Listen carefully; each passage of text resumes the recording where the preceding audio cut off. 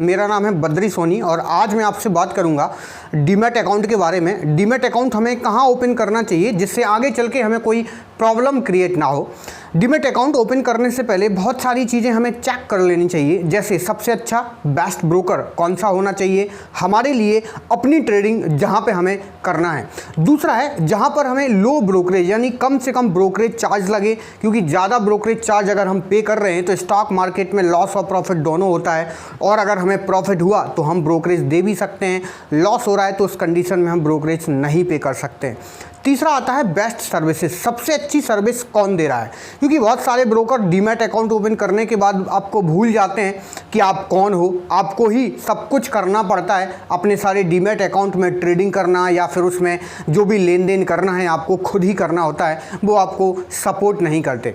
इसके बाद चौथे नंबर पर आता है बेस्ट गाइडलाइंस। आपको सबसे अच्छी गाइडलाइंस कौन दे सकता है, कौन सा ब्रोकर आपको ट्रेनिंग प्रोवाइड कर सकता है, क्योंकि जब आप डीमैट अकाउंट ओपन करने जाओगे तो आप बिल्कुल न्यू हो स्टॉक मार्केट में, तो आपको गाइडलाइंस और ट्रेनिंग की सख्त ज़रूरत है, लेकिन बहुत सारे स्टॉक ब्रोकर ये प्रोवाइड नहीं करते हैं। चलिए तो वीडियो में हम आगे बढ़ते हैं। जब भी हम ट्रेडिंग यानी स्टॉक मार्केट में इन्वेस्टमेंट करने की बात करते हैं तो सबसे पहले हमारे दिमाग में आता है कि हमें डीमैट अकाउंट ओपन करवाना है, लेकिन डीमैट अकाउंट कहाँ ओपन करवाएं। नेशनल स्टॉक एक्सचेंज NSE के अकॉर्डिंग ओवरऑल इंडिया में 305 कंपनी है जो स्टॉक ब्रोकर कंपनी है। अब आप कैसे फाइंड आउट करो कि कौन सा ब्रोकर हमारे लिए बेस्ट है या नहीं है, तो एक काम करिए, सबसे पहले तो आप गूगल पर जाइए, गूगल पर कोई भी टॉप 10 या फिर टॉप 5 स्टॉक ब्रोकर कंपनी के नाम डालिए, आपको सारी स्टॉक ब्रोकर कंपनी ओपन हो जाएंगी। उन 5 या 10 कंपनियों को बैठ के 2 दिन तक उस पर रिसर्च कीजिए, इनकी ब्रोकरेज चार्जेस क्या है, इनकी सर्विसेज क्या है, सारी चीज़ें समझने की कोशिश कीजिए।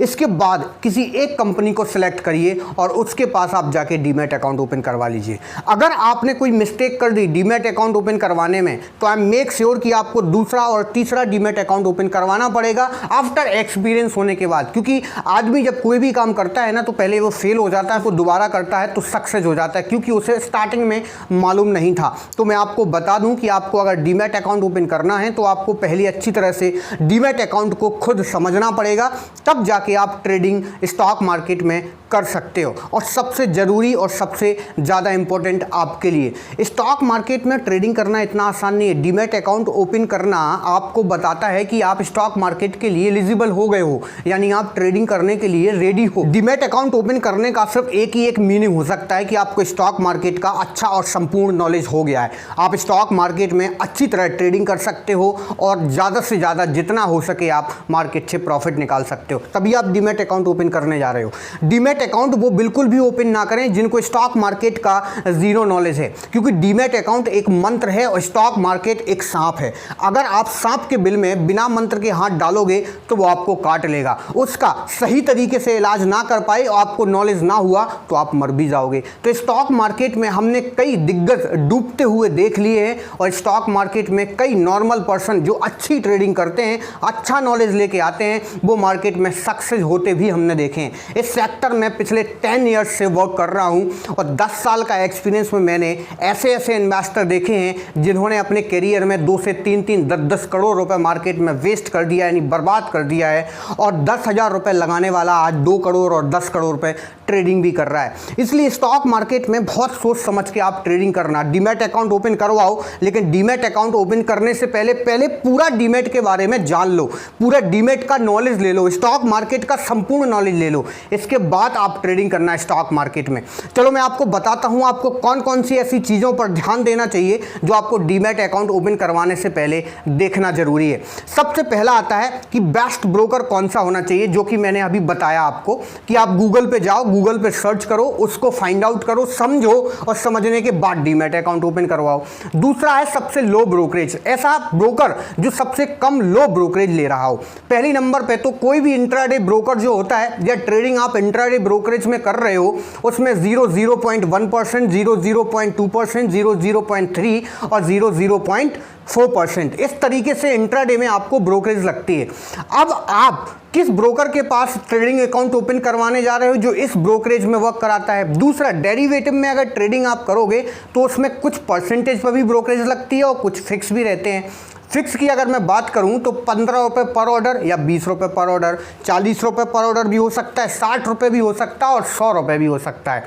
आपको चूज़ करना है कि हमें कौन सा ब्रोकर चूज़ करना है, सेलेक्ट करना है जो कम से कम ब्रोकरेज में हमें ट्रेडिंग कराए, क्योंकि आपको लॉन्ग टर्म ट्रेडिंग करना है। यानी 1-2 महीने के लिए ट्रेडिंग नहीं करने आ रहे हो, आपको सालों साल स्टॉक मार्केट में ट्रेडिंग करना है।